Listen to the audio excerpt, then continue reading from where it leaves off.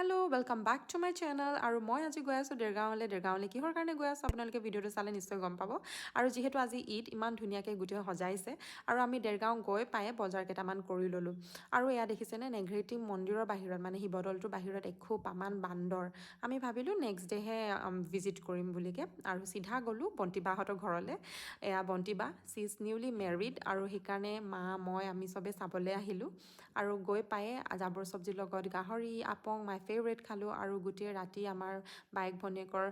কথাই শেষ নহয় নেক্সট ডে আমি গ'লোঁ নেঘেৰিটি মন্দিৰলৈ আৰু তাতে আমাৰ লগত এটা ইনচিডেণ্ট হৈ গ'ল যিহেতু বান্দৰৰ একেবাৰে উৎপাত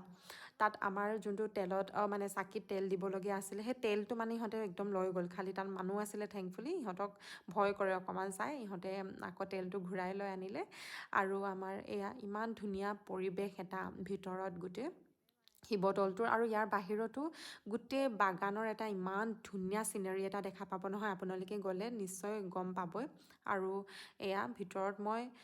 বেছিকৈ ভিডিঅ' নকৰিলোঁ কেতিয়াবা সেনেকৈ মন নাযায় আৰু সেৱা চেৱা কৰিবলৈ যাওঁতে আমি ৰিটাৰ্ণ হ'লোঁ আকৌ যোৰহাটলৈ আৰু যোৰহাটত আমি এয়া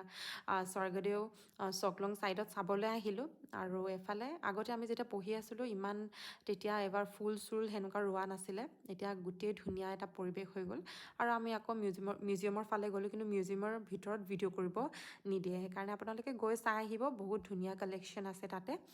আৰু আমি আকৌ যিহেতু আমাৰ টিকেট কাটা আছিলে ফেৰীত সেইকাৰণে আমি জল্দি জল্দি চাই ওলাই গ'লোঁ আৰু আজিকালি যোৰহাটে একদম গুৱাহাটী ভাইব দিয়ে হয়নে নহয় বাৰু থেংক ইউ ফৰ ৱাচিং my video' keep loving keep supporting bye by